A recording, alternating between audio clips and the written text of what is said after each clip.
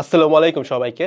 অনেকদিন ধরে একটা রিকোয়েস্ট আসতেছিল এরকম যে ভাই পর্নোগ্রাফি নিয়ে অনেক ভিডিও দেখছি, অনেক কিছু করছি, কিন্তু এটার কোনো সমাধান আসলে হচ্ছে না।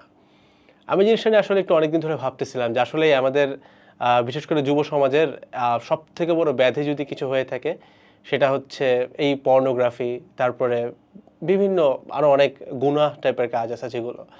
এবং আলেমরা এই ব্যাপারে সম্পূর্ণ একমত হবেন এবং তারা অলরেডি এটা নিয়ে কথা বলতেছেন যে এই যে রিসেন্ট টাইমসে এত ভূমিকম্প হচ্ছে, অনেক ডিজিজ দিয়ে আমরা যাচ্ছি, এটার মেইন একটা কারণ কিন্তু জিনা এবং হচ্ছে এই পর্নোগ্রাফি। এটা একটা অভিশাপ। আমি জানি আপনি যেই হন না কেন, যদি আপনি এটার আশপাশ দিয়ে কোনোদিন জীবনে যেয়ে থাকেন, এটার সমাধান পাওয়াটা যে অনেক কঠিন এটা আপনি জানেন। আপনি এটা নিয়ে অনেকগুলো ভিডিও দেখছেন হয়তো, কিন্তু সমাধান হয় নাই। আমি চাচ্ছি এইটা যেন আপনার দেখা পর্নোগ্রাফির ওপর ফাইনাল অ্যান্ড শেষ ভিডিও হয়, যেটা পর্নোগ্রাফি রোধ করতে আপনাকে সাহায্য করবে। এই ভিডিওটাতে আমরা একদম পুরো ব্যাপারটাকে এক্সপ্লেইন করার চেষ্টা করব যে কেন পর্নোগ্রাফিটা আসলে সায়েন্টিফিক্যালিও খারাপ, নট এক্স্যাক্টলি যে আমাদের রিলিজনে এটা হারাম, এটা আমরা সবাই জানি, বাট তার উপরেও এটা কিভাবে আমাদেরকে ফিজিক্যালি হার্ম করতেছে সেই জিনিসগুলো তো থাকবেই। তার সাথে আমি একটা ছোট্ট রিকোয়েস্ট করব, যদিও এটার জন্য আমার বয়স অনেক ছোট। আমি অভিভাবকদেরকে বলবো যে ভিডিওটা যদি একটু সময় পান একটু দেখে ফেলবেন, কারণ আমি বিশ্বাস করি যে আজকে যুব সমাজের যে অবক্ষয়টা হইতেছে এটার জন্য হয়তো অভিভাবকদের উদাসীনতাও কিছুটা হইলেও দায়ী।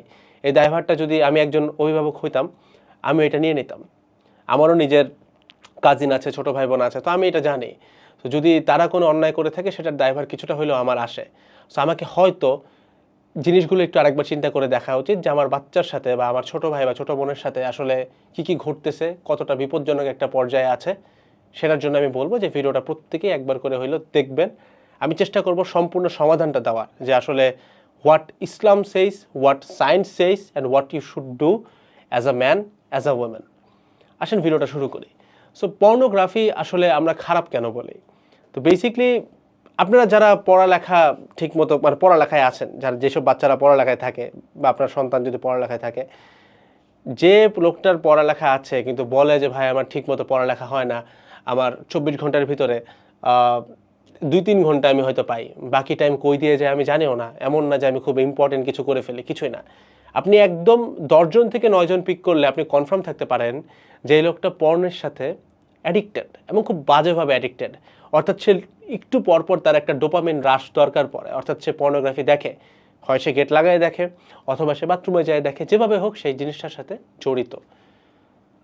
এই যে পর্নোগ্রাফি তার পড়ালেখার যতটুকু ক্ষতি সাধন করতেছে, এটাকে না হলে আমি কোনো দিক দিয়ে চিন্তা করলাম যে আচ্ছা ঠিক আছে, পড়ালেখা খারাপ করতেছে, পড়ালেখাই তো জীবনের সব না, হয়তো সে অন্য কিছু করবে বা কিছু একটা হবে। বাট দ্য ফ্যাক্ট ইজ এটা শুধুমাত্র পড়ালেখার ক্ষতি করে না। এমন অনেকেই আছে যারা হয়তো কর্মজীবী, চাকরিজীবী, তাদের ক্ষেত্রে যদি এই জিনিসটা প্রকট হয়ে যায় তাদের কিন্তু কর্মজীবনেও অনেক বড় বড় ব্যাঘাত ঘটে। পর্নোগ্রাফি জিনিসটা কীরকম জানেন? আমরা ছোটবেলায় গেম খেলতাম। আমার এখনো মনে আছে যে আমরা জিটিএ ভাইস সিটি গেমগুলো খেলতাম, সবাই খেলছে। তো এই গেমগুলোর ভিতরে কি হয় জানেন? এই যে একটা ক্যারেক্টার দিয়ে দেয়, ও বিভিন্ন গাড়ি টাড়ি চালায়, বাড়ি টাড়ি কিনে, প্রপার্টি কিনে। তো যখন বড় হয়েছি জিনিসটা খেলা বাদ দিছি, কারণ একটা জিনিস আমি বুঝতে পারছি যে এই গেমগুলো খেলতে আসলে আমাদের ভালো লাগতো কেন। এটা লাগার কারণ হইতেছে আপনি যদি নর্মাল বেসিক মানে লাইক সাইকোলজিক্যাল ব্যাপারটা বুঝেন। দেখেন এই গেমের ভিতরে আপনি গাড়ি কিনতেছেন, বাড়ি কিনতেছেন, অর্থাৎ সম্পদশালী হচ্ছেন। তো হয়তো আমরা রিয়েল লাইফে সম্পদশালী হইতে পারতেছি না, কিন্তু অ্যাটলিস্ট গেমের ভিতরে যে ক্যারেক্টারটা আমাকে দিছে সে তো সম্পদশালী হচ্ছে। এই জিনিসটা আমাদেরকে অনেক বেশি ডোপামিন রাশ দিত, অর্থাৎ খুব ভালো লাগতো যে আরে আমার তো গাড়ি আছে, এটা আছে, ওইটা আছে, কই আছে, গেমে আছে। তো একটা বাচ্চা ছেলে খেলতেছে, আমরা ধরলাম যে আচ্ছা ঠিক আছে, ইনশাল্লাহ ও হেদায়েত পাইলে আস্তে আস্তে করে সব কিছু থেকে দূরে চলে আসবে। বাট যদি আপনি এটা বুঝেন যে একটা বয়স্ক লোক, যে একজন ফুল গ্রোন ম্যান, ফুল গ্রোন ওমেন বা একজন স্কুল কলেজের স্টুডেন্ট, সে যদি ২৪ ঘন্টা গেম খেলে, আপনার অবশ্যই এখানে ভাবা উচিত যে সে কিছু একটা ভুল করতেছে। কারণ তার নিজের জীবন নিয়ে চিন্তা করার কথা ছিল, তার ক্যারিয়ার নিয়ে চিন্তা করার কথা ছিল, তার বাবা মা বয়স্ক হচ্ছে সেটা নিয়ে কথাবার্তা বলার কথা ছিল, চিন্তা করার কথা ছিল। সেটা বাদ দিয়ে সে তার গেমের ক্যারেক্টারকে ডেভেলপ করতেছে, যেটা একটা আনইনস্টল করলেই পুরাটা আনসেভড হয়ে যায়, ওই লাইফের কোনো ভ্যালু নাই। এইটারই একটা অ্যাডাল্ট ভার্সন হচ্ছে পর্নোগ্রাফি। অর্থাৎ যেই বয়সে একটা ছেলে বা মেয়ের বিয়ে হয়ে যাওয়ার কথা, বিবাহ করে সে তার সংসার লাইফে প্রসপার করার কথা, তার নিজের জীবনকে গোছানোর কথা, সেই সময়ে সে পর্ন দেখতেছে। আপনি হয়তো একটা প্রশ্ন করতে পারেন যে ভাই, এই ছেলেটার তো আর কিছু করার সুযোগ নাই, এ আসলে কি করবে? অবশ্যই সুযোগ আছে। আপনি মানে এটা তো কোনোদিন এটা একটা উত্তর হইতে পারে না যে ভাই আমার হাতে একদমই কিচ্ছু নাই, আমার কোনো মানে লাইক রুটি রুজি নাই, সো আমি কিভাবে ভাই পর্ণ বাদ দেবো, এটা কখনোই উত্তর না। কারণ ইসলামে যেটা বলে, আমি যদি একটু ছোট্ট করে রিলিজনের কথা বলি, খুব ইজি। একটা মানুষের যখন পর্নোগ্রাফির প্রতি খুব বেশি আসক্তি আসে, আপনি একজন নর্মাল মানুষ, আপনার জৈবিক চাহিদা আছে, এটা খুব স্বাভাবিক। তো ইন দ্যাট কেস আপনি যদি অজু করেন, অজু করলে অটোমেটিক্যালি আপনার এটা সমাধান হয়ে যাওয়ার কথা। অজু করে 2 রাকাত নামাজ পড়েন। আপনি যদি 5 ওয়াক্ত নামাজ পড়েন এবং আপনি যদি এরকম টার্গেট রাখেন যে আমি এই নামাজটা পড়ছি, ধরেন যেমন এই যে আসর আর মাগরিব খুব ক্লোজ, তো আপনি যদি চিন্তা করেন আমি আসরের নামাজের অজুটা মাগরিবে নামাজ পড়বো ওই অজু দিয়েই, এই মাঝখানটা কিন্তু সেফ হয়ে গেছে। সো অজু করা অবস্থায়, পাক পবিত্র অবস্থায় আপনার মাথায় কিন্তু কখনোই শয়তানের তাড়না আসতে পারে না। শয়তানের তাড়না আসলে আপনি অনেক ধরনের সূরা আছে, দোয়া আছে, সেটা পড়তে পারেন। আরও একটা বেস্ট একটা প্র্যাকটিস হচ্ছে, এখন অনেকেই কিন্তু কিটো ডায়েটের কথা বলে, সেটা খুব বেস্ট একটা প্র্যাকটিস হচ্ছে আইএমএ বীজের রোজা রাখা, অথবা মাঝে মাঝেই রোজা রাখা নিষিদ্ধ দিনগুলো বাদে। এটার কিন্তু খুব বড় একটা বেনিফিট আছে। আপনি যেমন ফিজিক্যালি খুব স্ট্রং থাকবেন, এটা কিন্তু কখনোই লাইক আনহেলদি কিছু না। আমি নিজে প্র্যাকটিস করে দেখছি, ঠিক আছে? মানে একদম মানে সুন্নতি পদ্ধতিতে যদি আপনি রোজা রাখেন, ধরেন সেহরির টাইমে আপনি হচ্ছে খেজুর নেবেন, খেজুর নিয়ে মাঝখানে একটা ফালি দিয়ে ভিতরে একটু বাটার দেবেন, বাটার দিয়ে এটা খাবেন।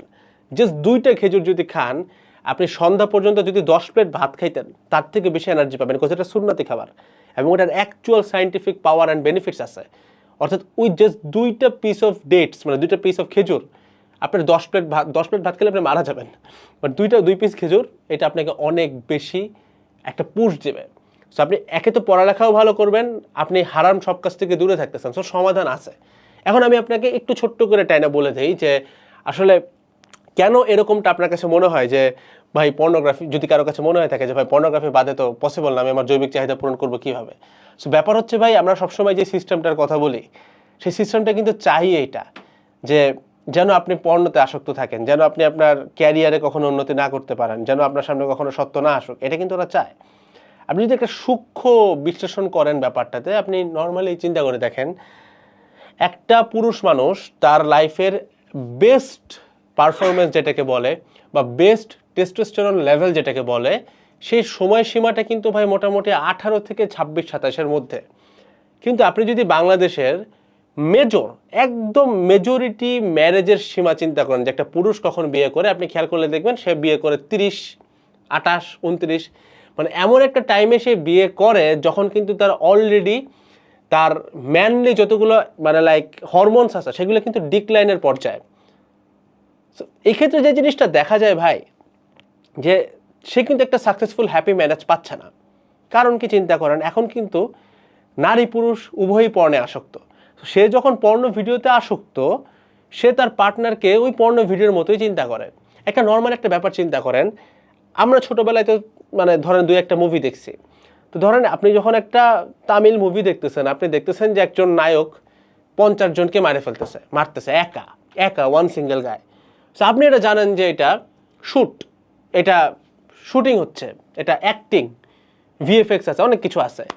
এখন ধরেন আপনার স্ত্রীও যদি মনে করে যে এই লোকটা রিয়েল লাইফে 50টা জনকে মারতে পারতে হবে, এটা তো কখনো সম্ভব না। কিন্তু ধরেন এই মহিলা মানুষটার মাথায় সিস্টেম শিখিয়ে দিছে যে একজন পুরুষ মানেই সে একা 50 জনকে মারতে পারবে, টোকা দিলে উড়ে চলে যাবে। তাহলে এই মেয়ে কিন্তু কোনো পুরুষের সাথে সন্তুষ্ট কখনো হইতে পারবে না, কারণ সে এটা এক্সপেক্ট করবে।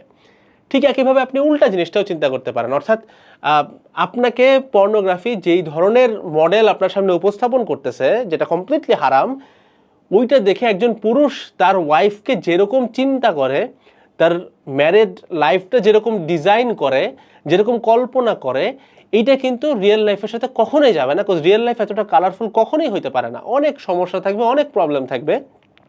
সো এই যে প্রবলেমগুলা যখন সে তার রিয়েল লাইফে ঢুকে, যেহেতু সে ওইটা এক্সপেক্ট করতে, সেটা তো পায় না। সো সমাজ না খুব ছোট্ট সূক্ষ্ম করে একটা জিনিস আপনার ব্রেনে ঢুকাই দিছে। আপনি যদি ফলটা ধরতে না পারেন, আমি আপনাকে ধরাই দিই। দেখেন, আপনি জানেন যে একটা লোক তো একা 50 জনকে মারতে পারবে না, অর্থাৎ তমুক একজন হিরো 50 জনকে মারে, এটা পসিবল না, কথাটা তো অ্যাক্টিং। ভাই পর্নোগ্রাফিও তো অ্যাক্টিং, মানে পর্নোগ্রাফিও তো স্টেজড, পর্নোগ্রাফিও তো স্ক্রিপ্টেড, পর্নোগ্রাফিও তো ভিডিও, এটা একটা স্ক্রিপ্ট। আমি এখানে স্ক্রিপ্ট নাই সামনে, আমি যেটা জানি সেটা আপনাকে বলতেছি, বাট পর্নোগ্রাফির তো স্ক্রিপ্ট থাকে। সো ওইটা একটা ফিল্ম, ওইটা একটা মুভি, এবং আপনি যদি একটু রিসার্চ করেন এই পর্নোগ্রাফি অথবা এই গেমিং ইন্ডাস্ট্রি, এগুলোর সাইজ আপনার হলিউড বলিউড 3-4টাকে একসাথে কিনতে পারবে, এত বড় ইনভেস্টমেন্টে এগুলো চলে। সো এটা লিটারালি একটা অ্যাক্টিং মুভি, সিনেমা যাই বলেন, এটা সিনেমা। সো সমাজ আপনার মাথায় এটা ঠিকই ঢুকাইছে যে যদি শাহরুখ খান 50টা লোককে মারতে পারে এটা অ্যাক্টিং, সো তোমার মারা লাগবে না।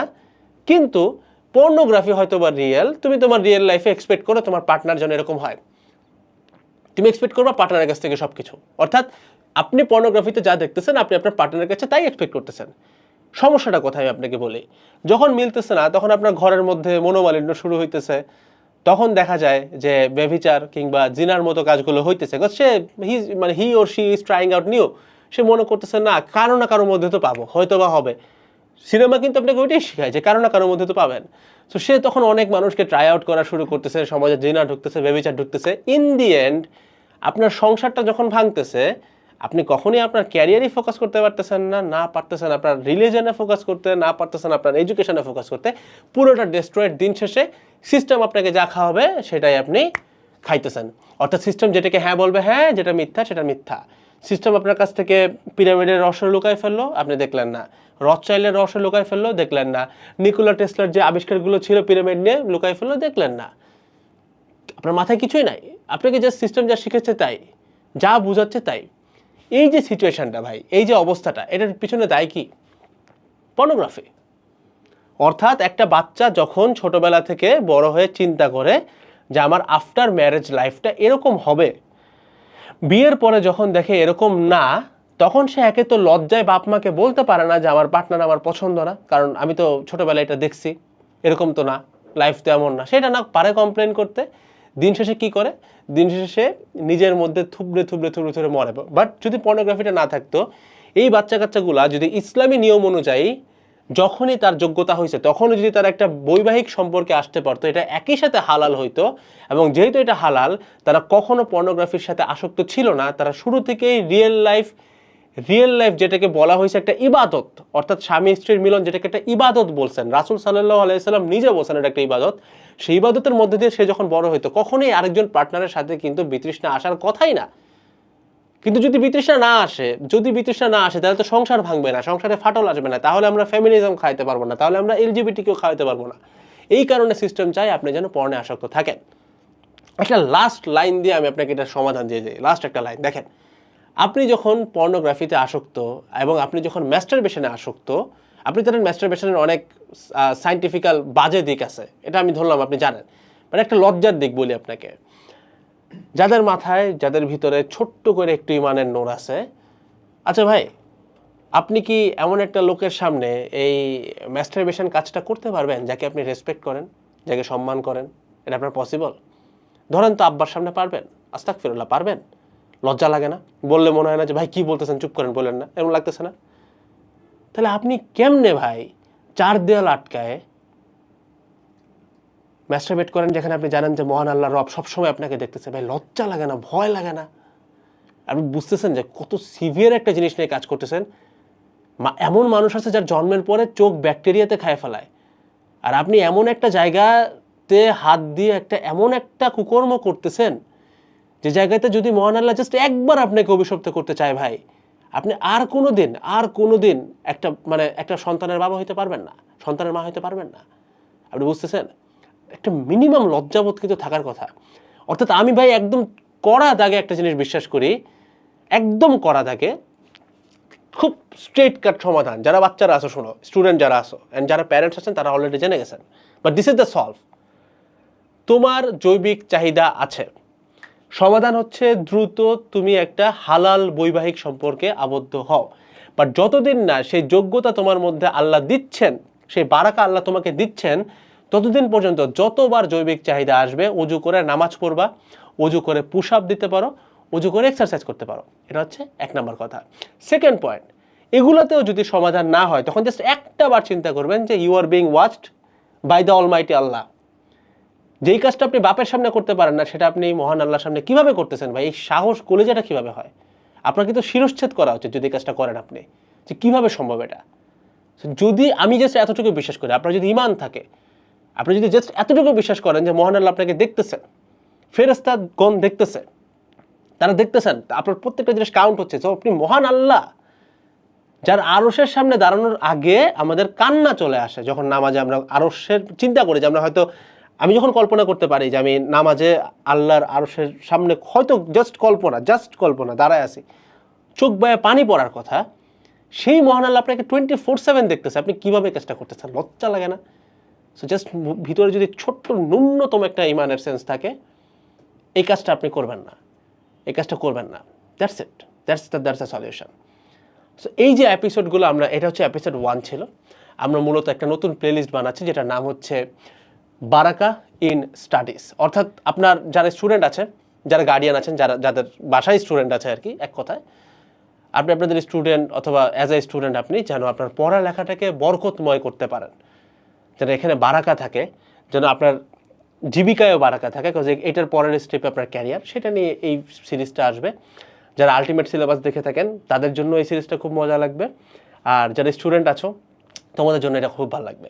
তো সিরিজটার নাম আবারও বলতেছি, এটা হচ্ছে বারাকা ইন স্টাডিজ। এটা ছিল এপিসোড 1।